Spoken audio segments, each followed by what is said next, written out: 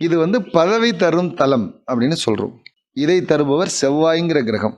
மனிதனுக்கு தேவையான, சமுதாயத்திற்கு தேவையான அனைத்து பதவிகளையும் கொடுக்கக்கூடியவர் இங்க இருக்கிற செவ்வாய். அரசியலுக்கு அதிபதி செவ்வாய், ஆளுமை திறமைக்கு செவ்வாய். அதனால செவ்வாயை வணங்கினாலே அரசியல் சார்ந்த பதவிகள், சமுதாயம் சார்ந்த பதவிகள், ஆளுமை திறமை, இது எல்லாமே இங்கே கிடைச்சிடும். சீருடை பணியாளர்கள், இந்த மாதிரியான விஷயங்கள் எல்லாம் இங்கே கிடைத்துவிடும். குழந்தை பாக்கியம், திருமண தடை, இதெல்லாம் நிறைவேற்றி தருபவர் செவ்வாய் என்கிற கிரகம். கணவன் மனைவிக்கு ஒற்றுமையை கொடுக்கக்கூடியது, மன சந்தோஷத்தை கொடுக்கக்கூடிய தலம் இந்த தலம்.